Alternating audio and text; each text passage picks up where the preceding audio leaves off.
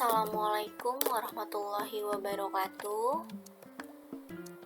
Alhamdulillah, kita lanjut ke pertemuan kedua, masih di bab yang sama, yaitu pengendalian internal dan kas. Jika sebelumnya kita sudah membahas kas dan setara kas, sekarang kita akan membahas rekonsiliasi bank.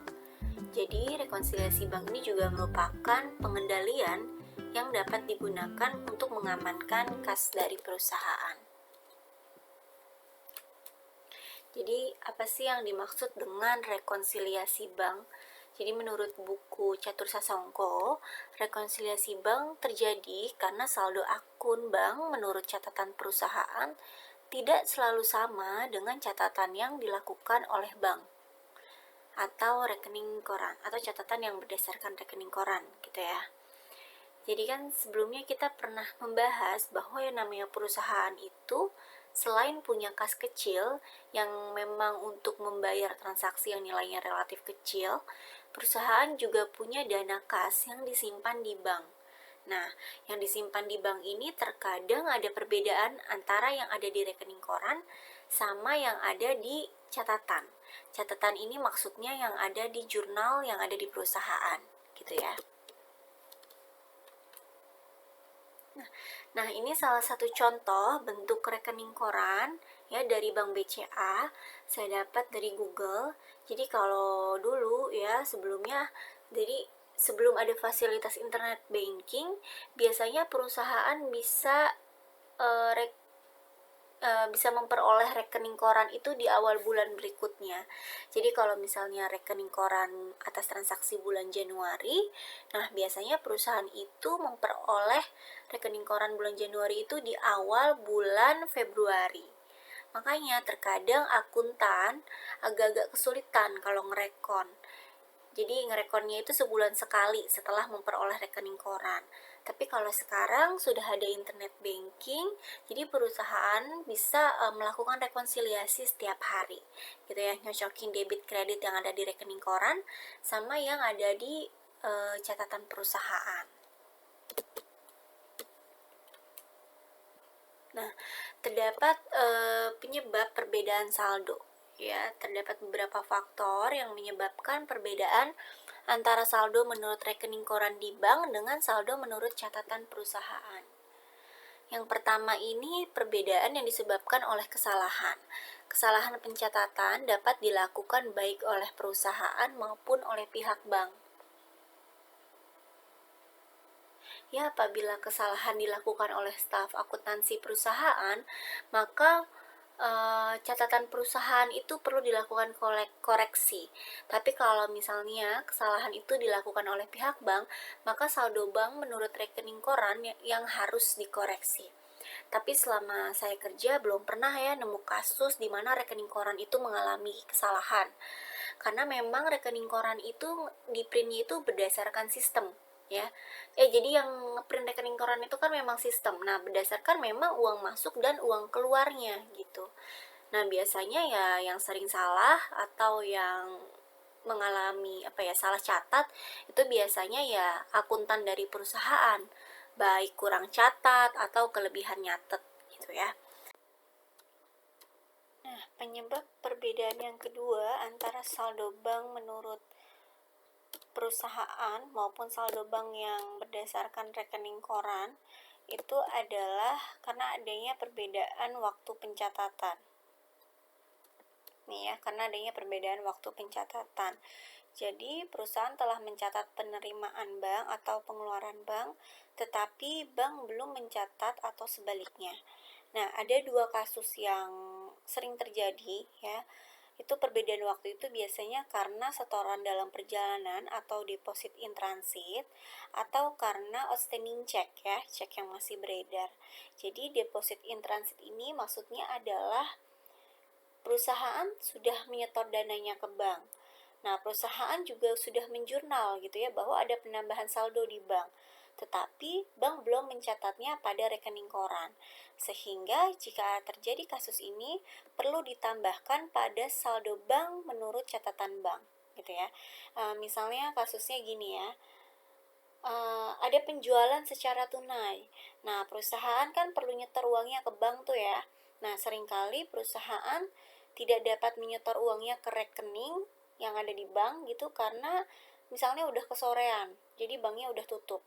Tetapi kan staf akuntan sudah terlanjur mencatat ya, sudah terlanjur menambahkan saldo akun bank di catatan perusahaan. Tetapi kan bank belum mencatat karena memang belum menerima. Sehingga tentunya hal ini membuat adanya perbedaan saldo antara pihak bank maupun pihak perusahaan gitu ya. Jadi tadi ya caranya adalah dengan menambahkan saldo bank menurut catatan bank gitu ya. Kemudian yang kedua adalah cek yang masih beredar atau outstanding check. Jadi outstanding check ini adalah perusahaan sudah mengeluarkan cek, misalnya untuk pembayaran utang ke vendor, pembelian aset, dan sebagainya gitu ya. Namun, ceknya itu belum dicairkan oleh si penerima cek tersebut. Padahal dari sisi perusahaan, perusahaan sudah mencatat sebagai pengeluaran. Ya, sehingga kalau kasus ini terjadi, maka perusahaan mengurangi saldo bank menurut catatan bank.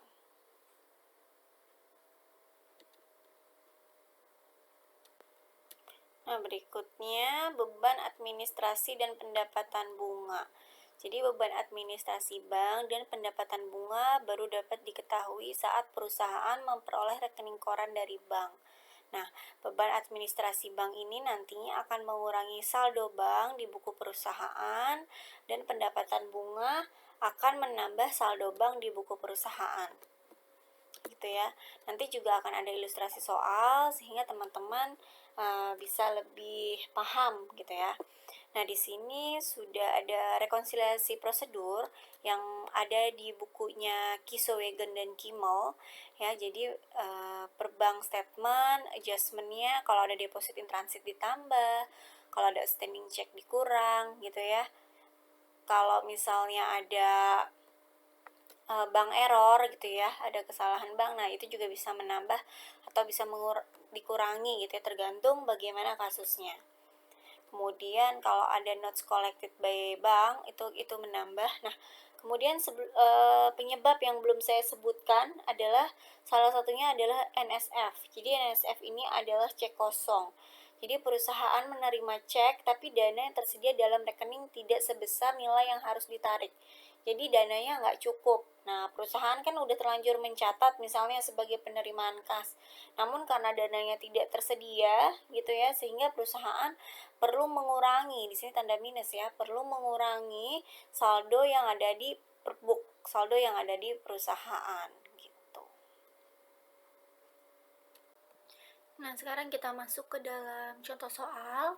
Contoh soalnya saya ambil dari buku Hans Kartika Hadi.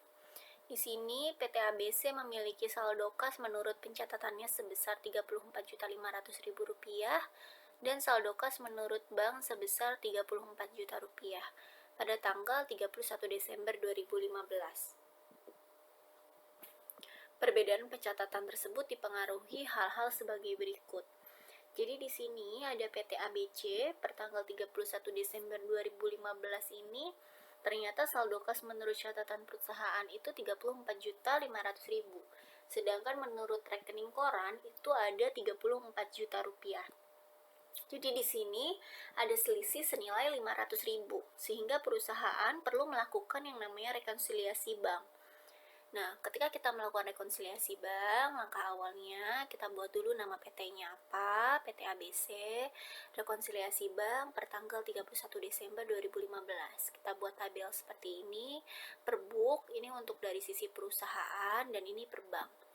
Ya, dibuat menyamping ya, per book di sisi kiri, per bank di sisi kanan, ini hanya untuk memudahkan saja dalam proses rekonsiliasi bank. Ada juga kalau di beberapa buku yang ke bawah ya, jadi per bank dulu baru per perusahaan gitu ya.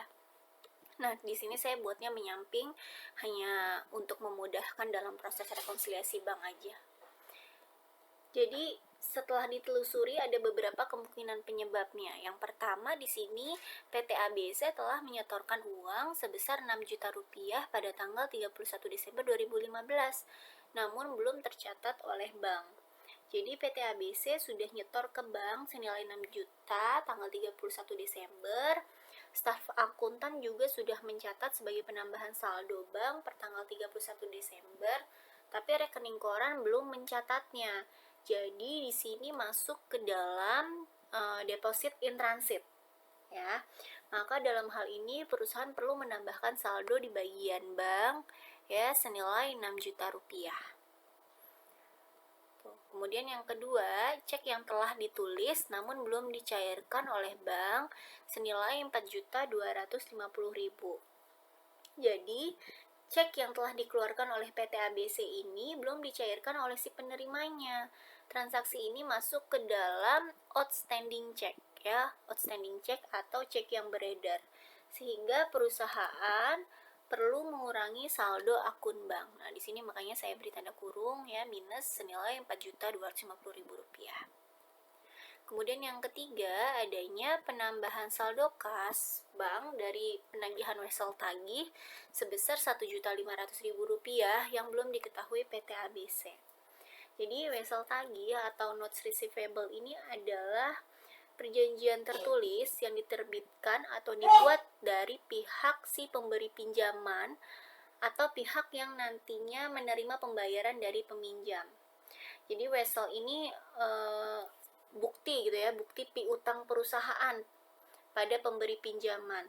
Jadi pada kasus ini ya, jadi ketika ada customer yang membayar utangnya kepada PT ABC, namun PT ABC belum mengetahuinya, maka tentunya saldo senilai 1.500.000 ini nantinya akan menambah akan menambah saldo di sisi perbuk gitu. Kemudian yang keempat, cek yang seharusnya dicatat sebesar 2.001.000 rupiah, tetapi dicatat oleh entitas, di sini maksudnya oleh perusahaan, sebesar 2.601.000 rupiah.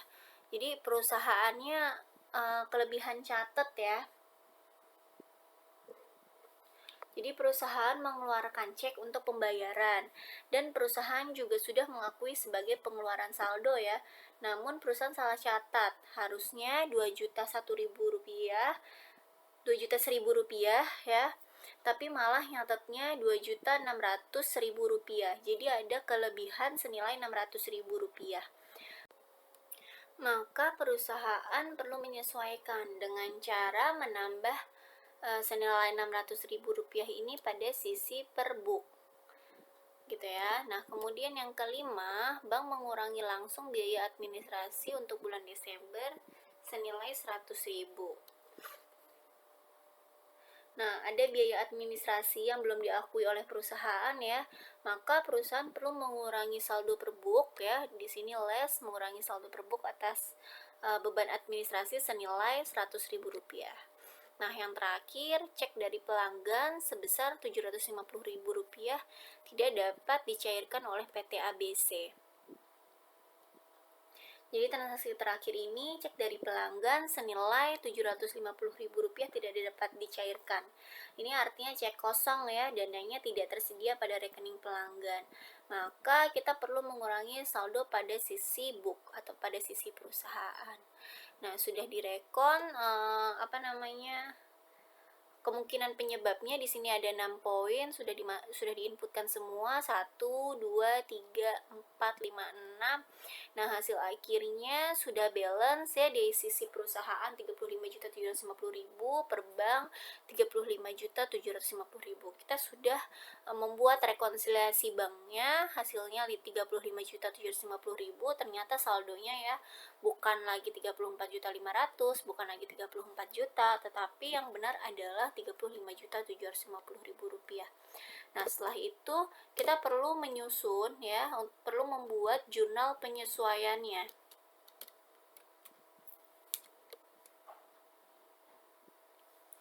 Nah, di sini jurnal penyesuaiannya yang perlu dibuat ya tentunya yang pada sisi perusahaan ya, pada sisi perbuk.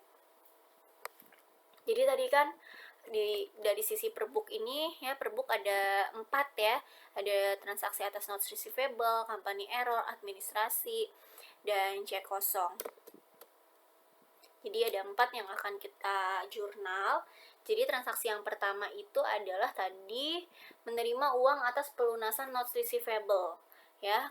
Karena kita menerima uang atas pelunasan notes receivable, maka kita mendebit bank ya pada notes receivable. Jadi banknya bertambah senilai Rp1.500.000. Kemudian yang kedua adalah tadi company error ya. Di sisi per-book yang kedua company error senilai Rp600.000.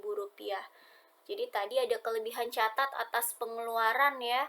Tentu kita sesuaikan karena tadi kelebihan catat atas pengeluaran, saldonya kan berkurang gitu ya, tapi karena ini mau kita sesuaikan, maka di sini kita mendebit bank gitu ya, mendebit bank dan mengkredit account payable-nya. Jadi bank pada account payable senilai Rp600.000.